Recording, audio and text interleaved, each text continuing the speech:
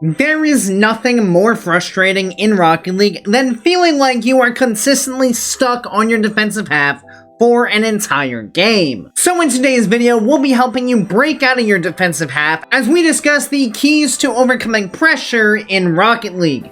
Now, when it comes to understanding how we can break out of our defensive half when we are under consistent pressure, there are 3 steps that we will need to follow. The first one is going to be vision, understanding where our opponents are and how they're approaching the ball. Having this information will help us out with the last step in this sequence. Now, step number 2, once we know where the opponents are, is control. Actually getting our hands on the ball so that we are able to make a play with it. The easiest way to keep yourself under pressure is to constantly just boom the ball away and try to get a quick clear. This might buy you a few seconds, but all this really does is hand the ball off to your opponents and allow them to bring the ball right back in and continue the pressure you were already under. And then step number 3 is utilizing that control and the vision that you have of your opponents to focus on getting the ball past the first challenger. The second easiest way for your opponents to maintain pressure, outside of course of just having the ball handed back to them, is to take a simple 50-50 and have their players pounce on the outcome of that challenge faster than your team. So to summarize, our 3-step process to break out of pressure is vision, control, and a win past the first challenge. So we'll be taking a look at 3 examples here, 2 where we do this idea very well, and 1 where we kind of completely throw this idea out the window and just leave ourselves under more pressure. So let's start off with our good examples. So we're going to be chilling out here on defense, and right after we hit play here, we're going to have a start of a transition downfield. So let's see how this whole play kind of transpires, and let's break it down throughout. So ball up to the backboard. My teammate obviously here can't do a whole lot, just kind of waiting. I do go ahead and get a clear out, and we got actually only 1 defender back. So we're pushing downfield here, seeing what happens. A little bit of a loose final touch for me as I run out of boost, so it ends up just being a free drop down to this guy, which means it's pretty likely that this ball is going to be working its way back into our half. So we're just kind of patiently waiting. Maybe our other teammate here gets a challenge, but he actually does get beat to boost, so not quite. Sharpie's going to go ahead and actually leave this ball, I think missing it there off the wall, and now Dom's going to play this directly into the corner. So now here's exactly where all of our ideas are going to come out. So the first thing we need to understand is vision. So we got 1 opponent here, this guy completely out of the play, not going to have to worry about him at all. We have Sharpie, who's facing over in this direction, currently moving up that way, so probably pretty unlikely that he challenges any ball in the corner. And we have Dom, who's on the wall, so we probably can expect him to continue following this ball up as we come into the corner here. So if we slow this down, let's just watch. We're going to keep an eye on how these players are approaching. And if we see here, we can see that Dom is on the ground, and Sharpie is approaching from over here. So the question we need to ask ourselves then is, okay, if this is where our opponents are, where is the open space that we can play this ball around that also allows us to maintain possession? Because from this spot, the last thing we want to do, because there is a third opponent out over here somewhere, the last thing we want to do is either just boom this ball into the sidewall and have it bounce out like this, or even we don't really either want to bang the ball into the corner and have it bounce super far away from ourselves. So we want to make sure that we get a beat on these guys, but we also get a light enough touch that we can stay in possession of the ball. So what Carkeys is going to do here is he's going to notice the angle of where these opponents are coming from. He's going to make sure that he gets a light enough touch that it gets over the top of these challenges. But now, because of how light that touch was, he is just in a perfect spot to maintain possession of this ball. And now immediately, it's all about recognizing how much space do we have. We can see this guy facing over this direction, so no immediate challenge coming out, as he is also last man back. So an immediate challenge is probably pretty unlikely. But now Carkeys can just utilize this control to go ahead and carry this ball out of the defensive half without any issue at all, and it almost results in a goal here for us. Just can't quite fit it into the net there. But all in all, that entire play came down to just understanding where the opponents were coming from, getting control of the ball, and then getting that ball past the opponents so that we can break out onto offense. In that situation, if he had instead just panicked and then just run at the ball as fast as possible and hit it as hard as possible, all that would have ended up being was a clear directly to the third man back on the other team and continued pressure for our opponents. So very nicely done from Karkis there to execute on the ideas pretty perfectly. So for example number 2, we're going to be on board with ourselves here, still in the same series. So in this play here, we're going to go ahead and see this clear coming over the top from the opponents. We have flipped back and take this initial challenge here with Kenny.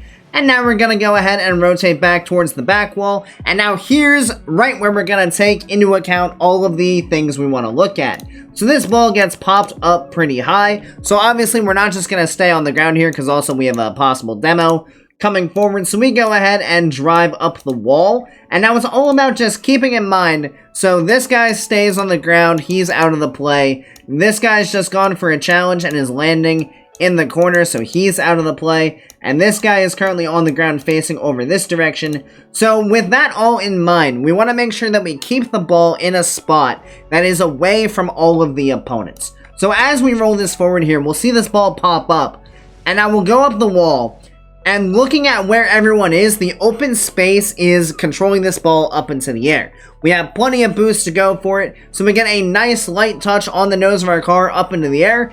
Actually gets a roll off the corner of the ceiling and the wall, and now we can go ahead and follow this up. So now, the important thing as we go for this is we want to keep this ball nice and high. And the reason being is because we know we had that opponent who was sitting somewhere in the midfield, technically as the last man back for his team, but that is the main threat that we're trying to get around here. If we can get the ball over the top of that player, we can then follow it up with at least a 50-50 to end off this air dribble and force the ball into our opponent's half and out of our own. So as we roll this forward, we're going to see that Sharpie is indeed in the air, and this is when it's really critical to be able to look around the field even when you're in possession of the ball like this. Because right now, your eyes need to be able to see that this is happening. So that you know that your objective right now is just to get this ball over the top, get it into open space, and put it in an area that you can get that ball out of your defensive half and give your team a chance to push on offense.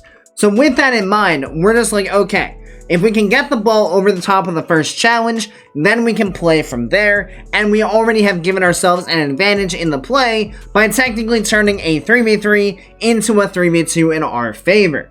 So in this situation, we go ahead and just take this ball right over the top. And now at this point, as we saw in the first example when we had an air dribble like this, the last thing we want to do is run out of boost and drop the ball down to our opponents, because that just becomes, again, basically a loose clear that, especially in this situation where Kenny is just waiting for this ball to drop into the midfield, any kind of loose clear from this position is just going to get boomed directly back into our own half. So even though we've already gotten past the first player, now we need to finish the play to the best of our ability and keep this ball in our possession for as long as possible. We're going to go ahead and continue to carry this ball through the air. This is all well and good, and now you can see we're preserving our boost to make sure that we're not at zero as we float to the ground.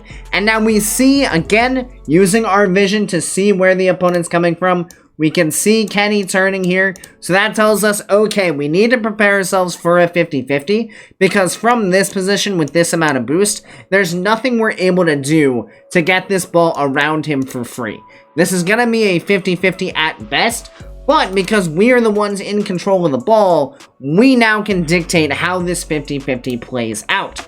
So what we're going to do as we float down here is just make sure that we budget our boost enough that we can keep our car in a good spot, that there is pretty much no area that Kenny can hit this ball to that's gonna get by us for free. So make sure that if you have these air dribbles where you've carried it over the first player, you're setting up yourself for success to be able to 50 a second player should they decide to turn and challenge you. Because in this situation here, we're able to go ahead and get this next block, and because now we force them into the 50-50 while we already had the 3v2 advantage, Now, this spills out and our teammate is able to jump right on it, and just like that, we've created an offensive chance for ourselves, now giving ourselves essentially what is a man advantage on our opponent's half, which is exactly the situation you want to find yourself in as often as possible.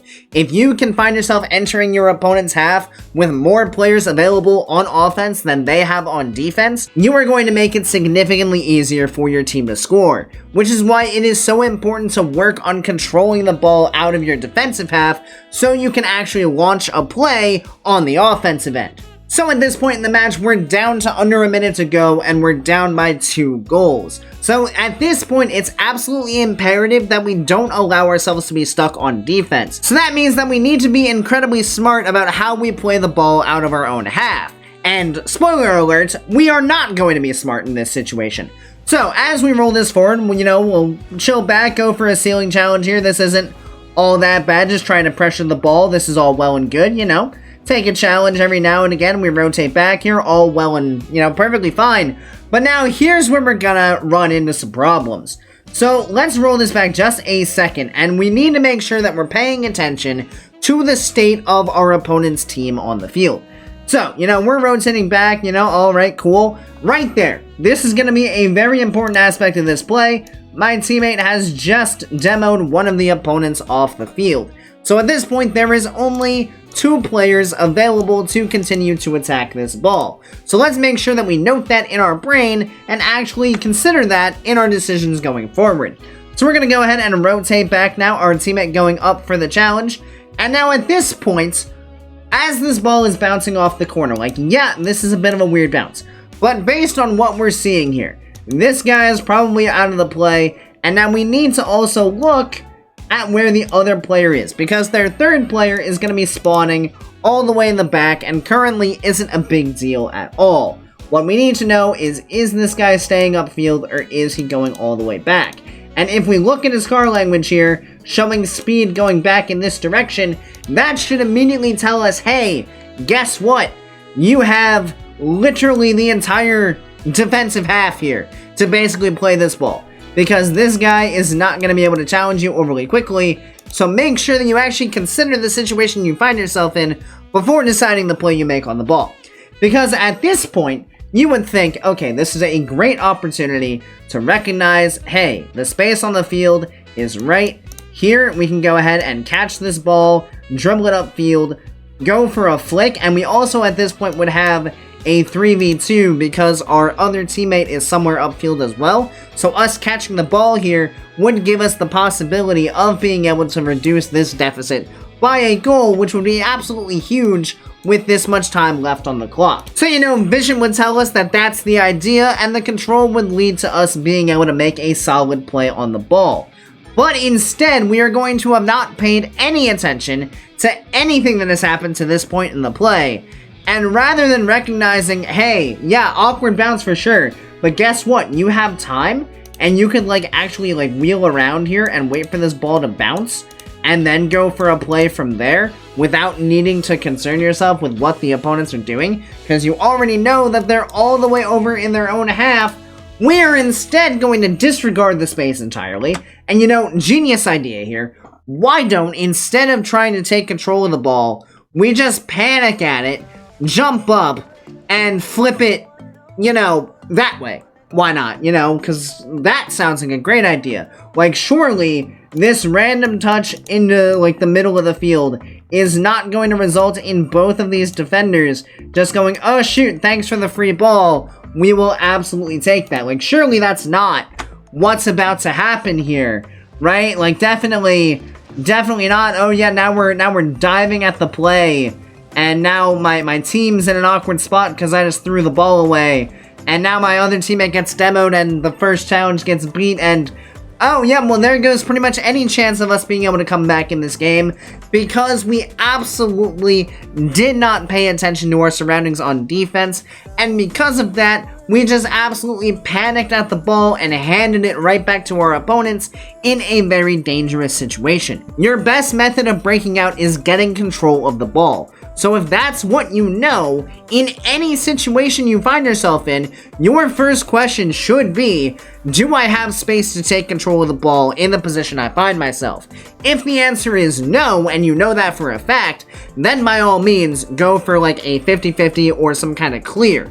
But if the answer is yes, you best be making sure that you are attempting to take control of that ball so you do not end up in situations like this. So that should give you guys a pretty good idea on how you can overcome pressure in your own games. Just make sure that you are focusing on controlling that ball whenever you get the opportunity, and utilize that control and your vision of where your opponents are on the field to get that ball around the first challenge, and then follow it up from there to the best of your ability with either another beatout or a 50-50. Of course, thank you guys so much for watching. I really do appreciate each and every one of you that made it to this point in the video, and I do hope you enjoyed it and found it helpful. If you did, make sure you click that subscribe button right down below so you make sure you don't miss any future Rocket League content. Additionally, if you'd like to be a bit more involved in the community we're building here, feel free to join my Discord, which I'll have linked down in the description.